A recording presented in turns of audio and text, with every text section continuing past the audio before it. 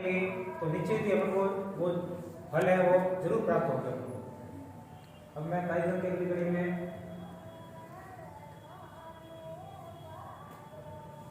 राहुल जी विशाल आगे करता हूँ। ये क्वेश्चन बोलो बाबू जी जाओ। राहुल जी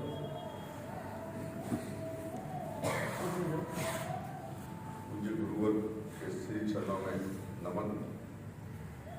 और हम सभी बंधुगण जो इस महान उत्सव को और महान व्यक्तित्व को याद करने के लिए आज इस निमित्त का एकत्रित हुए हैं, जिस जीवन को हम मनाने के लिए आते हैं या कहीं भी एकत्रित होते हैं, वास्तव में उनसे हमें क्या प्रेरणा मिलती है, उनका कैसा जीवन था और उनका जीवन और उनके उद्देश्य हम अपने व्यवहार में लाने का प्रयास करें। जयंती मनाने का उपलक्ष्य और उद्देश्य भी हमारा सामान्यतः यही होता है और यही होना चाहिए। रविदास जी के बारे में जैसे आपने गोपाल जी ने कुछ बताया था, कोई मुगल बादशाह थे और उनका संदर्भ में धर्म परिवर्तन के बारे में जो बताया, तो वास्तव में ऐसा कहते हैं कि भाई जब उनके साथ में बहुत ज़्यादा दबाव देने लगे, पहले तो उनको लालच देने के लिए किसी फकीर को भेजा था, पीर बोलते हैं। अपने गूगल के ऊपर एक स्टोरी मैंने भी पढ़ी है, उसके अंदर उनका नाम भी लिखा हुआ है। तो उन्होंने रविदास जी को बहुत अलग अलग तरीके से समझाया और लालच भी दिया, लेकिन उन्होंने स्पष्ट कहा कि ये जो धर्म है जहाँ पर जीवों की हत्याएं होती है, एक तरफ हम कहते हैं कि नमाज पढ़ने जा रहे हैं, खुदा की इबादत कर रहे हैं, यानी एक रोजा का उदाहरण दिया कि दिन भर में तो आप 5 बार नमाज पढ़ते हो और रात के टाइम में जीव हत्या करते हो और भोजन करते हो और कहते हैं हम भगवान की या अल्लाह की आराधना कर रहे हैं, इबादत कर रहे हैं। ये कैसा धर्म हो सकता है? जिस धर्म के अंदर जीव की हत्या होती है वो धर्म हो ही नहीं सकता। फिर उन्होंने और भी चर्चा करते करते इतना कह दिया कि ये सब आपके करना तो करना, ये अपना काम करना, ये सब कृत्रिम धर्म है, मानव निर्मित धर्म है। मैं तो सनातन धर्म को मानता हूँ, वैदिक धर्म को मानता हूँ, जो भगवान का बनाई हुई व्यवस्था है, भगवान का बनाया हुआ दिशा निर्देश है, और इसको मैं नहीं छोड़ूंगा।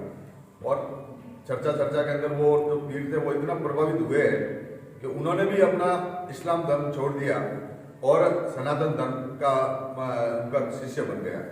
तो ये बात जब सुल्तान को मालूम पड़ी तो वो और ज्यादा नाराज हो गए कि मैंने तो रविदास जी इसलिए बोले कि रविदास जी को मानने वाले, रविदास जी के चमत्कार को सुनकर बहुत सारे लोग उनके अनुयायी है, तो अगर वो इस्लाम धर्म स्वीकार कर लेंगे तो भारत के अंदर बहुत सारे जनसंख्या मुसलमानों की ऐसे बढ़ जाएगी, इसके लिए हमको बहुत ज्यादा अलग से मेहनत नहीं करनी पड़ेगी। तो उन्होंने फिर रविदास जी को अपना दरबार को बुलाया, वहां पर भी धर्म की चर्चा हुई। उस धर्म की चर्चा में रविदास जी के बारे में स्पष्ट तो यही है कि वो जैसे भी ऐसे जो संत महात्मा होते हैं जो भगवान की परम भक्ति करते हैं और आसक्ति रहित जीवन जीते हैं, जैसे सुमेर जी ने भी कहा कि भी कर्म भी करना और भगवान की भक्ति भी करना। तो अपने गीता जी के अंदर भी भगवान कृष्ण ने 2 तरह के जीवन जीने का मनुष्य के लिए व्यवस्था बताई है, एक संन्यास की और एक कर्म योग की। जब अर्जुन को गीता का उपदेश दे रहे थे तो मूल उनका उद्देश्य और मूल उनका अपने भाव भी यही था कि मनुष्य कर्म योगी बने, यानी कर्म भी करे संसार के प्रति, प्रकृति के प्रति, जीवों के प्रति, और साथ साथ में आसक्ति रहित जीवन जिए, यानी उसमें किसी तरह की लालसा नहीं हो, फल जो भी हम काम करें उसकी फल की कामना नहीं हो, उसको बोलते हैं आसक्ति रहित। तो रविदास जी महाराज जो इस तरह के जो बहुत सारे संत हुए अपने भारत के अंदर, जैसे उनका जीवन के बारे में बताया कि वो सामान्य कामकाज करते थे और संतों की सेवा में आके रहते थे, भगवान की भक्ति में आके रहते थे। पारस जैसा उनको पत्थर भी मिल गया लेकिन कोई तरह की मन में लालसा नहीं। इसको कह सकते हैं आसक्ति रहित, यानी धन कमाने की, धन के प्रति बहुत ज्यादा आकर्षण नहीं, लेकिन सामान्य जीवन व्यापन करने के लिए अपने संत महात्मा कहते हैं कि हमारा जो ये शरीर मिला है, भगवान ने जो शरीर दिया है, ये हमारे आत्मा के लिए एक किराए का मकान है। इसको किराया देने के लिए हमें भोजन करना ही पड़ता है और वो भोजन करने के लिए हमें जो भी कर्म करने की आवश्यकता पड़ती है, आजीविका करने की जरूरत पड़ती है, वो कम से कम संसाधनों में कम से कम जरूरत के हिसाब से अपन अगर कमाई करें।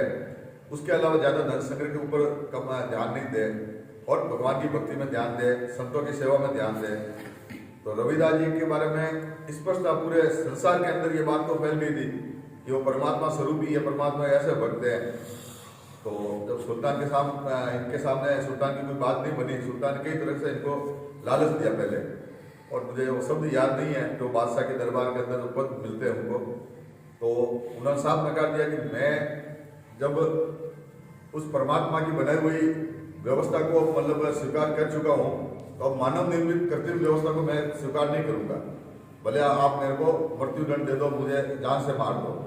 तो उनको जेल में डाल दिया। बोला सुबह काफिर किया, मतलब क्या करना है, कैसे इनको मौत की सजा देनी है, इसका फैसला करेंगे। और सुबह जब वो गए स्नान करने के लिए नदी किनारे के ऊपर बादशाह, और बाहर जब आए तो देखा कि रविदास जी सामने खड़े। तो एकदम वो आश्चर्यचकित घटना देख उनको भी लगा ये काफिर यहाँ कैसे आ गए। बोले काफिर तुम यहाँ कैसे आ गए। वो अपने सैनिकों को ढूंढने इधर उधर देखा कि जिधर भी देखे वो रविदास जी दिख रहे उनको। तब उसको थोड़ा सा अपने ज्ञान का भान हुआ और लगा कि ये अल्लाह तूने मतलब मेरे को ज्ञान देने के लिए इतने रूप धारण कर लिया खुद ही इसका। और वो उनका नतमस्तक होकर प्रणाम किया और क्षमा मांगी और उनको मतलब इज्जत के साथ में बोला आप जो भी आपने भक्ति कर रहे हो आप करिए और मेरी गलती हो गई। उनको एहसास हो गया कि ये स्वयं भगवान ही है, जिसको मुसलमान लोग अल्लाह कहते हैं या अपन लोग भगवान कहते हैं, जिस निराकार ब्रह्म के बारे में ज़्यादातर संत महात्मा कहते हैं। लेकिन गीता में भगवान ने कहा भी है यदा यदा ही धर्मस्य ग्लानि भवति भारत, यानी जब जब धर्म की हानि होती है तब धर्म की रक्षा करने के लिए मैं साकार रूप में धारण करता हूँ। बाकी अनंत ब्रह्मांड जो है वो परमात्मा ही है, तो वही परमात्मा के स्वरूप है रविदास जी। ऐसे संत महात्मा जो भी हुए उनके जीवन से हमें क्या शिक्षा मिलती है कि अपना जो धर्म है, अपना जो भगवान के प्रति भक्ति का भाव है, इसको अपने इष्ट को मजबूत रखते हुए हम भगवान की अगर भक्ति में निरपेक्ष भाव से बिना कोई लालच के करते रहेंगे तो प्रत्यक्ष भगवान हमारे हमेशा साथ में रहते हैं। और ऐसा संत महात्मा कोई जाति बिरादरी वर्ग के लिए नहीं है, इन्होंने किसी वर्ग के लिए नेतृत्व भी नहीं किया था, किसी जाति के लिए काम नहीं किया था। इन्होंने पूरे मानव समाज के अंदर भगवान की भक्ति कैसे हो और हम कर्म करते हुए आसक्ति रहित रहते हुए कैसे अच्छा जीवन जी सके, ऐसा उन्होंने समाज के अंदर एक दिशा देने के लिए भगवान ही एक तरह से इनका रूप धारण करके इस धरती के ऊपर प्रकट हुए थे। ऐसे संत महात्मा के जब जो भी उत्सव होते हैं, जयंती मनाते हैं, तो ये तो ठीक है कि अलग अलग समाज के अंदर अलग अलग संतों के प्रति विशेष श्रद्धा होने के कारण कोई समाज विशेष ही वो कार्यक्रम करते हैं। लेकिन हमारे एक प्रयास होना चाहिए कि हम सामूहिक रूप से उसको ठीक से सूचना दें, और ठीक से सूचना देंगे उसमें हमारा रविदास जी का कार्यक्रम है, हम रविदास जी की जयंती कार्यक्रम मना रहे हैं, वो नहीं अपने रविदास जी महाराज की जयंती का कार्यक्रम है और ये कार्यक्रम है, इस समय आप सब लोगों को आना है। ऐसे करके व्यक्तिगत सूचना देने पर अपन थोड़ा ज़्यादा जोर देंगे ना, जैसे कल शायद माइक भी घुमाया था तो उसका प्रभाव नहीं होता है। अपना से ये फिजूल खर्ची करके कोई फायदा नहीं है। हाँ, एक फायदा जरूर होता है माइक से कि भाई आम लोगों को मालूम पड़ जाता है कि कोई कार्यक्रम है, किसी संत महात्मा का जयंती का कार्यक्रम है, आए या नहीं आए, लेकिन उनको जरूर स्मरण हो जाता है। वो भी अगर प्रयास उस भावना से अपन करें तो कोई गलत नहीं है, लेकिन अपने मन में ये निराशा भी नहीं होनी चाहिए कि हमने इतना खर्चा किया, माइक घुमाया, लेकिन लोग नहीं आते। क्योंकि समाज के अंदर रविदास जी महाराज जी का भी कहा हुआ है, मेरे को श्लोक याद नहीं है, कि अपने मनुष्य प्राणियों को शिक्षा देने के लिए कबीरदास जी ने बहुत कठोर वाणी का उपयोग किया है। कई जगह पे उन्होंने अपने पूजा पद्धति के ऊपर, उपासना पद्धति के ऊपर मतलब एक तरह से सीधा हमला भी किया है कि आप भगवान को सीधा से ठीक ढंग से भक्ति करो ना, ये आडंबर क्यों करते हैं, उससे कोई भगवान की प्राप्ति नहीं होती है। जैसे अपने मुसलमानों के बारे में कहते हैं कि आप जोर से बांध दे के ये नमाज पढ़ते हो या क्या बोलते हो उसको, जब वो अजान देते हो, क्या भगवान बह रहा है क्या, या अल्लाह बह रहा है क्या। ऐसे हिंदुओं के अंदर भी बहुत सारी ऐसी चीजें हैं जो मतलब अनावश्यक रूप से अपन उसको ढो रहे हैं या कर रहे हैं, जिसमें भगवान का या भक्ति का कोई लेन देना नहीं है। तो उसके ऊपर भी समाज को दिशा देने के लिए कई तरह की उन्होंने कुठाराघात भी की है। तो ऐसे सब संत महात्मा का जो जीवन है वो पूरे मानव जाति के कल्याण के लिए, मानव जाति को भगवान की भक्ति के प्रति आकर्षित करने के लिए और भक्ति के सहित हम गृहस्थी जीवन कैसे अच्छा जी सके, कर्म योगी बन के कैसे जीवन जी सके। जो कर्म योगी और संन्यास योगी अवधारणा वेदों में दी गई थी करोड़ों लाखों साल पहले, फिर गीता जी के उपदेश के द्वारा भगवान स्वयं इस धरती पर प्रकट हो गए लगभग 5500 साल पहले गीता उपदेश के अंदर कही। लेकिन समय समय पर हम लोग इस भगवान की माया के अधीन होकर इस संसार के जो भी भगवान की बनाई हुई व्यवस्था है इसके अभिभूत होते हुए हम अज्ञानी बनते हुए अपने सारी ये जो धर्म की और संतों की महात्माओं की कई बातों को भूल जाते हैं। तो उसको समय समय पर वापस पुनरावृत्ति करने के लिए ऐसे संत महात्मा समय समय पर यहाँ अपने धरती के ऊपर अवतार लेते हैं। एक श्लोक है उसके अंदर कहा गया है, भगवान, भगत, भक्ति और गुरु ये सभी एक ही नाम है, पर्यायवाची शब्द है। यानी जो भगवान की अच्छी भक्ति करते हैं वो भगवान ही है, ये समझ लो। अच्छे जो गुरु है वो भगवान ही है, और जो भक्ति करता है ये सब भगवान के ही अलग अलग रूप है, यानी साक्षात परमात्मा ही है वो। अब कई सारे ऐसे संत हैं इस रूप में जो अपने भारत के ऊपर मनुष्य सामान्य शरीर धारण करके और सामान्य लोगों की तरह विचरण कर रहे थे। उनमें से जब स्वयं भगवान ने साक्षात अवतार लिया, संत महात्मा के रूप में नहीं, कृष्ण भगवान के अवतार के रूप में, तो नहीं पहचानने वाले, नहीं जानने वाले तो उनको भी एक सामान्य ग्वाल ही मानते थे। यहाँ तक कि जब भगवान ने अर्जुन को जब उपदेश दिया, जब वो जो तत्व ज्ञान की बात कर रहे थे भगवान को, कि सारा ये ब्रह्मांड मैं ही हूँ, सूरज ही मैं ही हूँ, चंद्रमा ही मैं ही हूँ, अग्नि, वायु, जल सब मैं ही हूँ। और ऐसा करके भगवान जब बता रहे थे तो अर्जुन बोला कि भाई आप तो अभी जन्म लिए, आप ये क्या बात कर रहे थे भाई कि मतलब मैं सब कुछ हूँ, और ये मैंने जब सबसे पहले तत्व ज्ञान भगवान ने बोला कि मैंने उनको ईश्वर को दिया था या किसी को बताया था, वहां से आगे बढ़ा सूर्य को दिया, फिर सूर्य ने आगे मनु को दिया।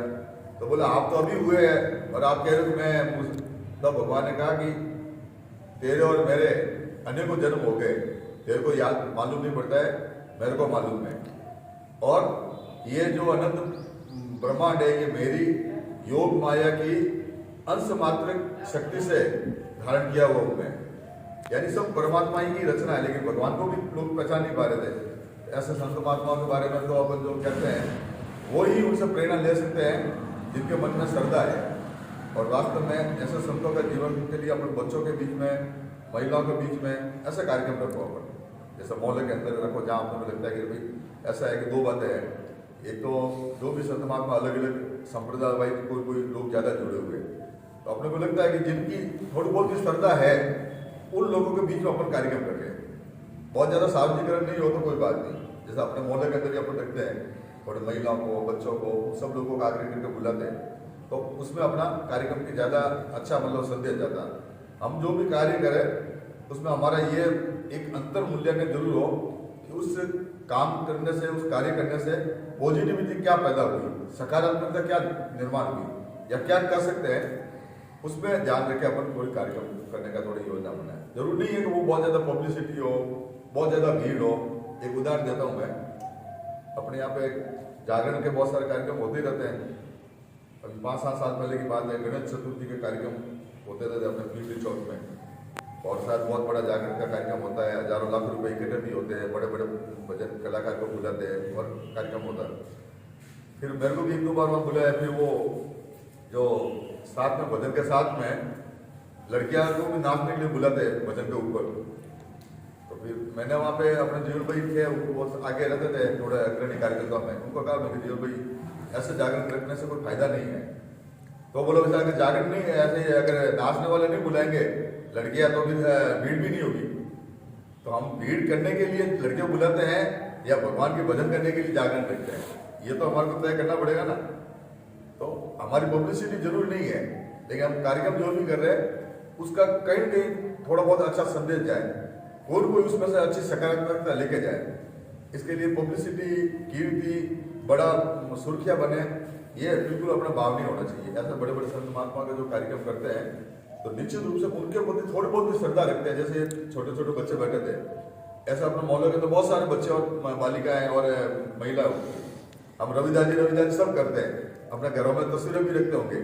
लेकिन रविदास जी ने जीवन कैसा जिया, उनका उपदेश क्या है, वो 99% लोगों को भी नहीं मालूम होगा जो रविदास जी को अपना गुरु मानते हैं, उनको भी।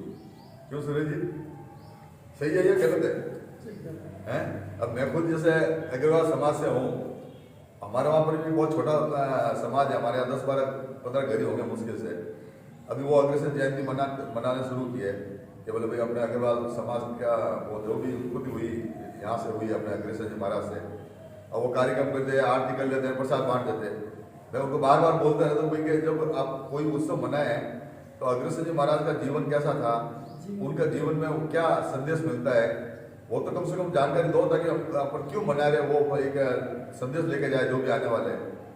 तो ये मेरा आग्रह है कि अपने ये निराशा नहीं कोई 5-7 लोग ही है, वो कोई फर्क नहीं पड़ता, हजारों लोग है और कोई संदेश एक ही है, कोई ग्रहण करने वाला नहीं हो, और 10 लोग बैठे उनमें से 2 लोग भी ऐसा हो कि हम रविदास जी के मार्ग में चलेंगे, हम कर्म योगी बनेंगे, हम संतों के लिए सेवा करने के लिए भक्ति का भाव के साथ में अपन ग्रस्त जीवन जिएंगे। जरूरी नहीं हम सन्यासी बने, ये सन्यासी थोड़ी थे, क्यों गोपाल जी गृहस्थी थे ना।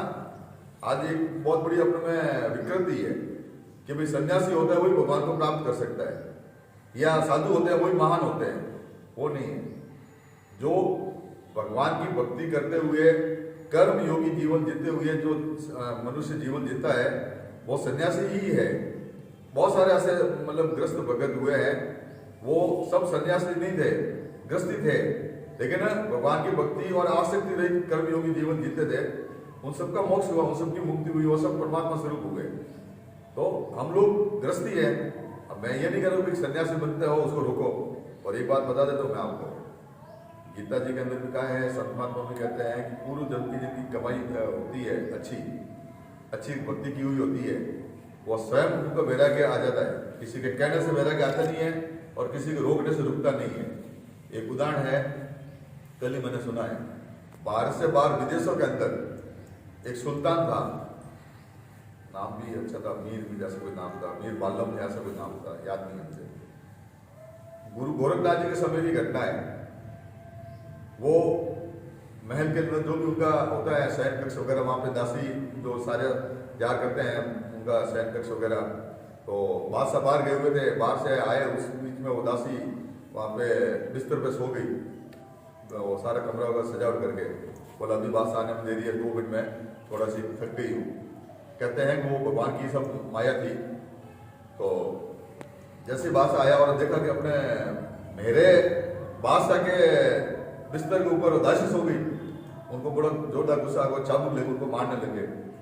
वो चाबुक लगता है तो थोड़ी बहुत तो पीड़ा होती है, वो एकदम जगी और दर्द से कराई भी, और फिर जोर जोर से हंसने लगी।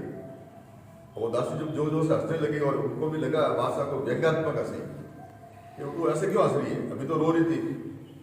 तो उसने कहा कि बादशाह मैं ये देख रही हूँ, मैं थोड़े से समय के लिए इस अपने बादशाह को भूलकर, अपने मालिक को भूल के मैं वहाँ अपने सेज पे सो गई उठे, और मेरे को इतनी मार पड़ रही है।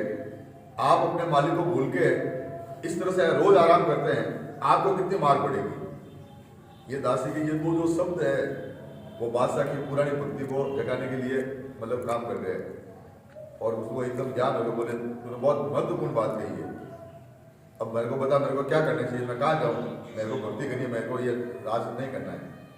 तो उन्होंने कहा कि भारत के अंदर गुरु जी गोरखनाथ जी है, आप उनके शरण में जाइए, उनके चेले बनिए। और विदेशों में शासक, मुसलमान शासक, वो सब कुछ अपना राजपाट, डानिया, बीबिया जो भी बोलते हैं, महारानिया क्या बोलते हैं, वो सारा छोड़ के भारत आके गुरु गोरखनाथ जी के चरणों में अंदर पड़ा। और आपको अगर देखना हो तो प्रत्यक्ष उदाहरण आज भी अलवर के अंदर कोई मोहनपुरी पहाड़ कहलाता है या पहाड़ियाँ कहलाती है, वहाँ पर रहकर उन्होंने तपस्या की गुरु गोरखनाथ जी के शिष्य बन के, और उनको गुरु जी ने बताया कि भाई इस तरह से तुम्हारी जो भक्ति परिपक्व हो जाएगी तब तुम्हारे को ये अनुभव होगा। और उनकी बोलते हैं आज भी वहाँ पे बहुत गहरी वहाँ पे खाइया वो थी गुफाएं, तो गुफाएं को पत्थर लगा के बंद कर दिया, अब छोटी सी गुफा रखी है। आज भी उनका आसन, उनकी वो एक हड्डी थी जिसको बोले कि जब तुम्हारी भक्ति परिपक्व हो जाएगी वो हड्डी पक जाएगी।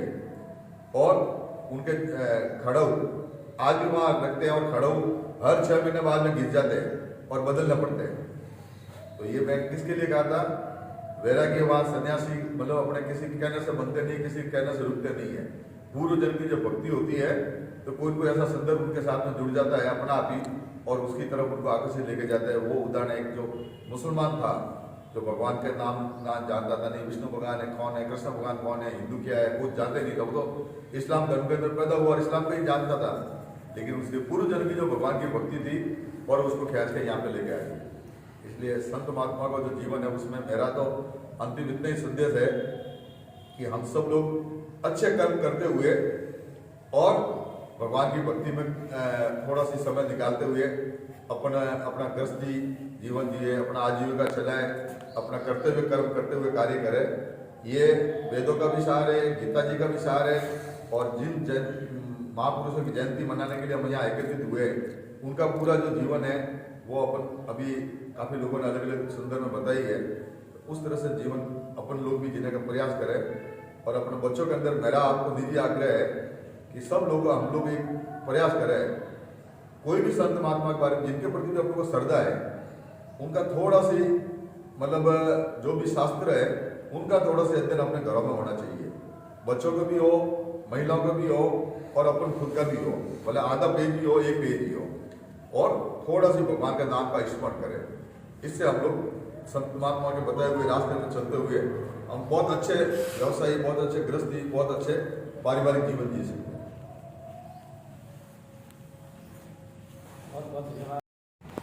अशोक तुम पहले कहता है वो फोटो लेना तो वो तो ऊपर है नीचे फोटो मस्त खड़ा है, वीडियो चल रही है। बूट खोलना पड़ेगा, बूट तो खोलना ही पड़ेगा। हेलो हाँ सर, नहीं नहीं नहीं अपना हो जाएगी बाद में हो जाएगी अपना।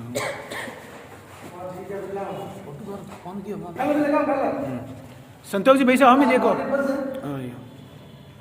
आज मार्केट बंद है, थोड़ी सी मुस्कुराहट रखो भाई साहब, फोटो लो खाली। ना ना आ जाइए ठीक है, फोटो आप हाँ रेडी है 2 मिनट करो आप जाइए और पुष्प अर्पित करो ना वैसा कोई बात करो। आप जाओ परजी जाओ, अरे आप जाओ परजी जाओ, परजी फोटो का वीडियो चल रही है, फोटो इन मत जाओ शेरों जाओ, एक एक लाइन से जाइए, सभी पुष्प अर्पित करिए, ठीक है। जगह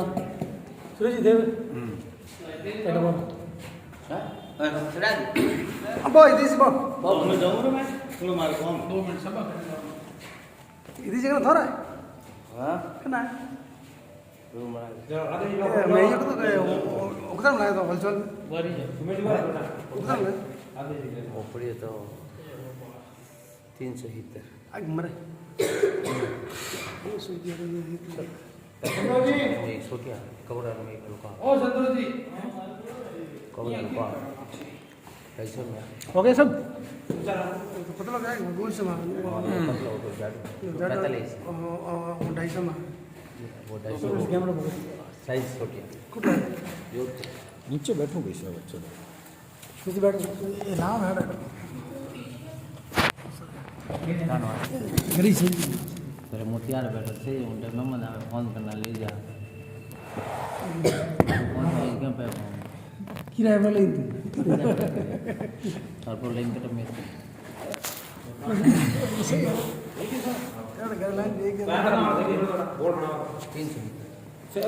आप अर्पित करो ने अशोक जी, कर दिया कर दिया ना मैं लो उठाओ नहीं हमें अशोक जी शुरुआत आप से करो। ऊपर फोटो उड़ना रहो, थोड़ा सा फोटो उड़ना रहो, बाहर से फोटो नहीं ऊपर है ना, मैं बोलूँ वीडियो कंटिन्यू रखो, ठीक है।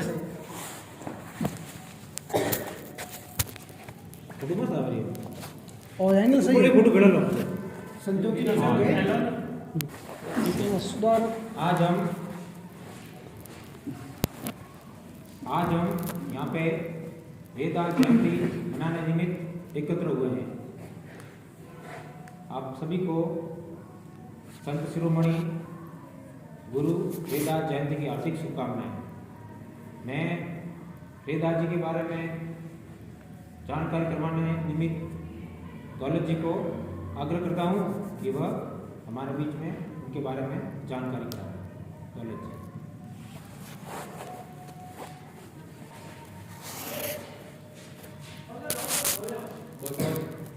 शुभकामनाएं आप सभी को गुरु रविदास जी की जयंती पर। जहाँ तक मेरी जानकारी में है, गुरु रविदास जी भक्त शिरोमणि मीराबाई के गुरु थे। और इनकी भक्ति में ही इनकी शक्ति दिखती है।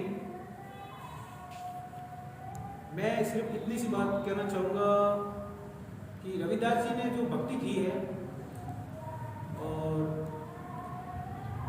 जो ब्राह्मण इनकी भक्ति से कड़ा लेकर गंगाबाई के पास गए थे, इनकी कुछ भेंट गंगाबाई ब्राह्मण जो है वो गंगाबाई के पास जा रहे थे और रविदास जी ने बीच रास्ते में जो ब्राह्मण से मुलाकात हुई और उन्होंने उनको बोला कि भाई आप जो है ये मेरी गंगाबाई को जो है आप नमस्कार करना और छोटी सी जो मेरी भेंट है आप गंगाबाई को अर्पित करना। और बिल्कुल ब्राह्मणों ने भी वैसा ही किया जैसा गुरु रविदास जी ने उनको बताया था। और जब ब्राह्मणों ने गंगाबाई के पावन चरणों में उनकी रविदास जी की भेंट को अर्पित किया तो साक्षात गंगाबाई ने इस भेंट को स्वीकार करके अपनी तरफ से जो है एक कंगन जो है उन ब्राह्मणों को दिया। और वो कंगन ब्राह्मणवाद से लेकर रविदास जी को देने की बजाय उनके मन में कुछ और कुटिलता कह सकते हैं जिनको, वो तुच्छ विचार थे उनके दिमाग में, जिन्होंने ये सोच कर कि भाई ये रविदास जी को अपन नहीं देंगे और ये भेंट क्यों ने हम उस समय के जो राजा महाराजा थे सोचा थोड़ा सा लोभ की प्रवृत्ति दिमाग में आ गई तो कि भाई ये भेंट जो है वो राजदरबार में अपन अर्पण कर दे, हो सकता है अपने को कुछ और अच्छा बेनिफिट हो जाए इससे। इसी सोच के साथ ब्राह्मणों ने उस भेंट को राजदरबार में किया पर वो ये पता नहीं था कि ये उल्टा हो जाएगा मामला। अब वो एक कंगन महाराजा ने रानी को पहनाया और रानी के दिमाग में अच्छे विचार आ गए। उन्होंने सोचा भाई ये कंगन तो मेरे हाथ में अच्छा लगता नहीं, ऐसा कैसा दूसरा कंगन ला के दो। अब महारानी की जिद के आगे राजा भी जो है वो तराशाई हो गए। राजा ने ब्राह्मणों को कहा भाई आपने एक कंगन लाया है तो इसकी जगह दूसरा कंगन और ला के दो, ऐसा कैसा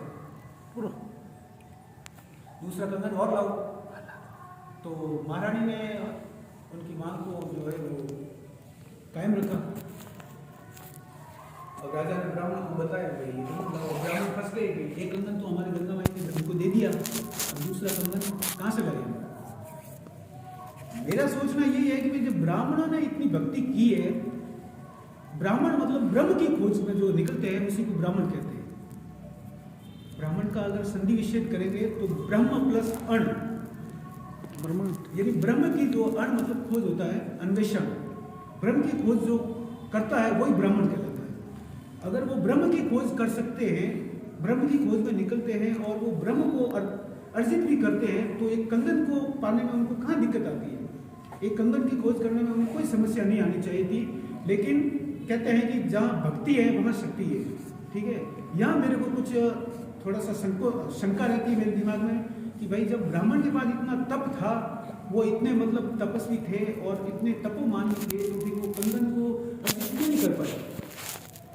पूरे मतलब ब्रह्म की खोज में निकलने के बाद में भी उनको अगर वो कंगन नहीं मिला और पुनः रविदास जी के पास आकर उनसे विनती करना कि आप जो है जयंती में ये कंगन हमने आपसे जो है चोरी किया है, क्योंकि गंगाबाई ने कंगन आपको दिया था और हमने जो है राजा में महारानी जी को दे दिया। ठीक है, तो रविदास जी की भक्ति के आगे तो आर्किटेक्ट पहुंचे, सब कुछ जो है वो निराधार है। तो रुको पर फिर आपने आगे जो कुंड पड़ा था, रविदास जी ने उसी को गंगा मानते हुए तपस्या से जो है उन्हीं में से गंगा को जो है वो गंगा का स्मरण किया तो गंगा माई उन्हीं वो कुंड में से प्रकट हुई और उन्होंने बिल्कुल वैसा ही कंगन को और प्रदान किया। तो जहाँ भक्ति है वहाँ शक्ति है। मेरा कहना यही है कि इसमें कोई जाति विशेष का किसी से कोई लेना देना नहीं है। एक छोटा सा आदमी अच्छी तपस्या करके भी बहुत बड़ा मानवी हो सकता है, और बड़ा से बड़ा अगर कितना भी बड़ा अगर इंसान है, चाहे वो राजा हैं, और अपने कर्मों के आधार पर वो बिल्कुल नीच स्थिति को भी प्राप्त हो सकता है। इसी के साथ मैं अपनी वाणी को विराम देता हूँ। धन्यवाद।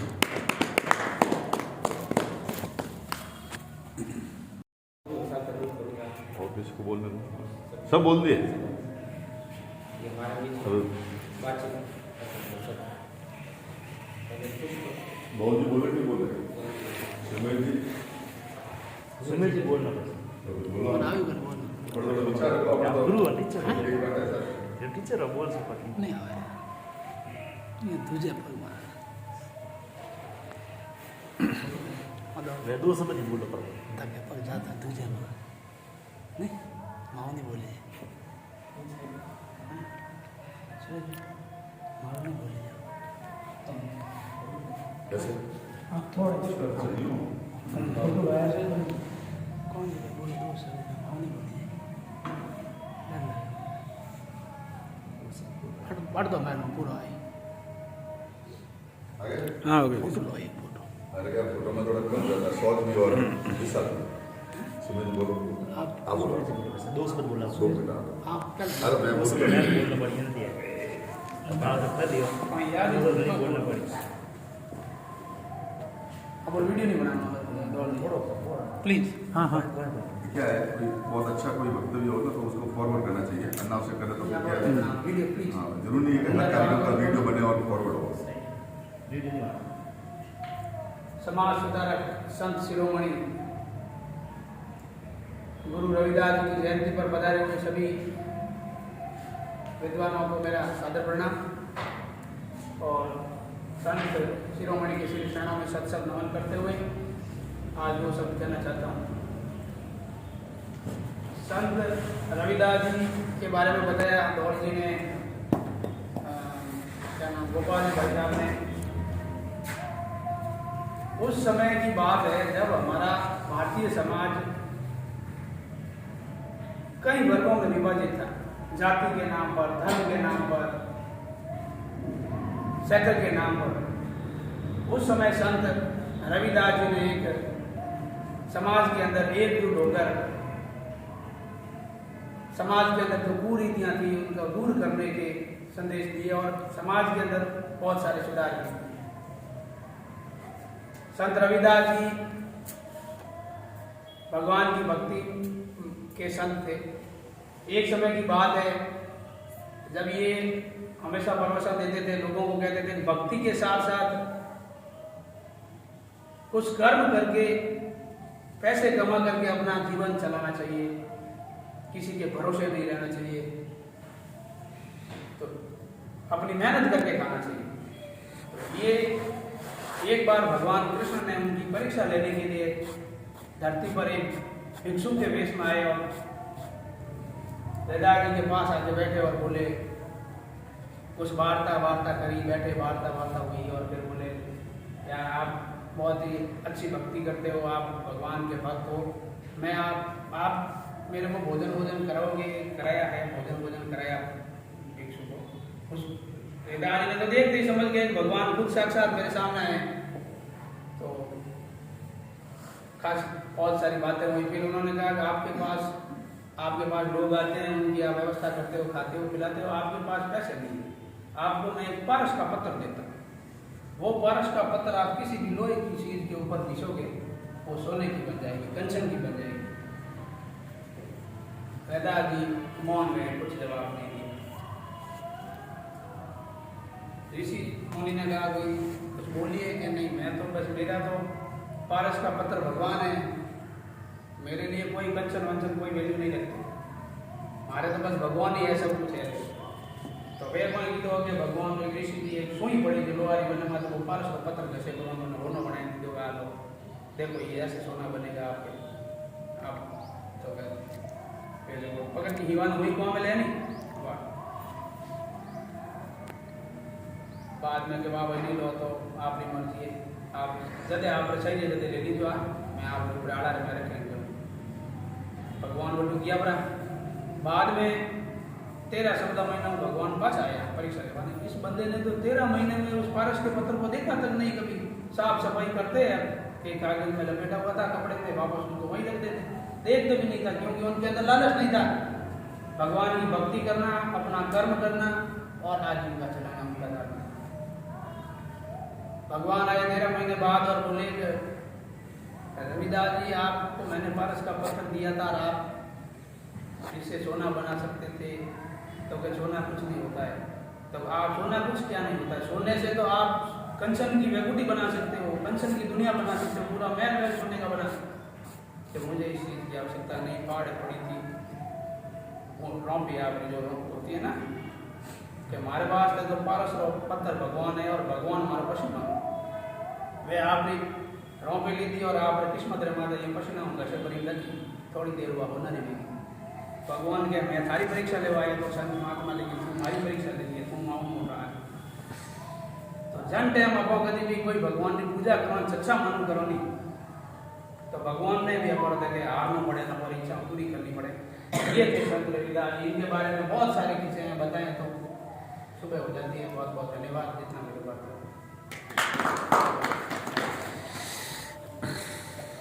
इनके जो गुरु थे स्वामी रामानंद जी, स्वामी रामानंद जी के 12 शिष्य थे, जिसमें से पिपा जी हैं, ये रविदास जी हैं, और भी इनके 12 शिष्य थे, कबीरदास जी हैं।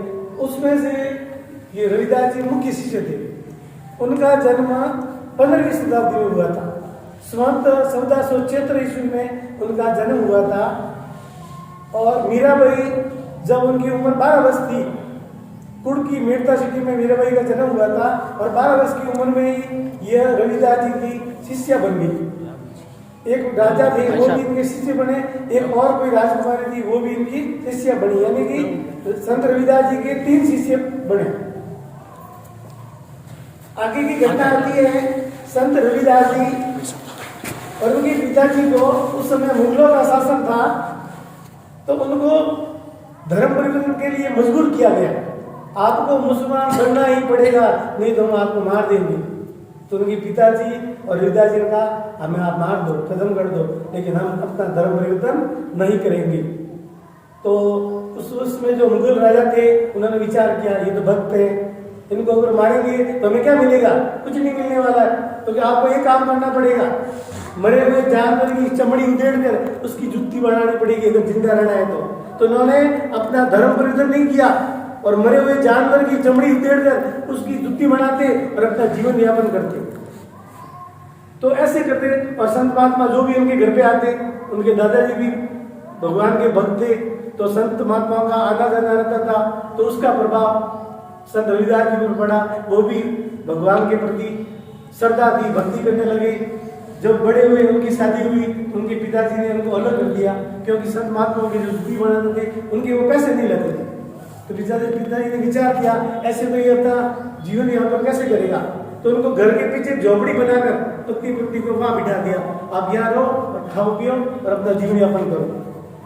तो संत महात्मा आते रहते थे उनके घर पे, तो उनकी जुत्ती वो फ्री में बना के देते थे और भगवान की भक्ति करते थे। वो कहते हैं कि कोई भी काम छोटा बड़ा नहीं होता। मैं अगर मरे हुए जानवर की चमड़ी से अगर जुत्ती बनाता हूँ तो ये कोई छोटा काम नहीं है। मैं मेरा कर्म कर रहा हूँ और काम कोई छोटा बड़ा नहीं होता। नीच जन्म में रहने वाला व्यक्ति नीच नहीं होता। नीच तो वो है जो पाखंडी है, लोगों को वो ढोंगी है, जो लोगों को धोखा देता है, अपने स्वार्थ के लिए दूसरों को ठगता है, वो वास्तव में नीच है। और जब संत रविदास जी बूढ़े हो गए, अंत में एक बार चित्तौड़ गए थे। महाराणा भोजराज जी की जो पत्नी थी मीराबाई जी की शादी हुई, तो महाराणा भोजराज जी को मीराबाई ने पहले ही बोल दिया था मेरे तो गिरधर गोपाल और कोई नहीं, जो मेरे तो जो पति है वो कृष्ण भगवान है और इन्हीं की मैं भक्ति करूंगी। तो महाराणा भोजराज जी ने कृष्ण भगवान का उदयपुर में मंदिर बनवाया और मीराबाई उन्हीं की भक्ति करते हुए कृष्ण भगवान की मूर्ति में समा गई। और अंत में एक बार बुढ़ापे में संत रविदास जी महाराणा उदयपुर में गए थे और अंत में जब बुढ़ापे की अवस्था आ गई और खड़े भी नहीं हो पा रहे थे, चल नहीं पा रहे थे, अंत में उन्होंने अपने प्राण त्याग दिए। धन्यवाद।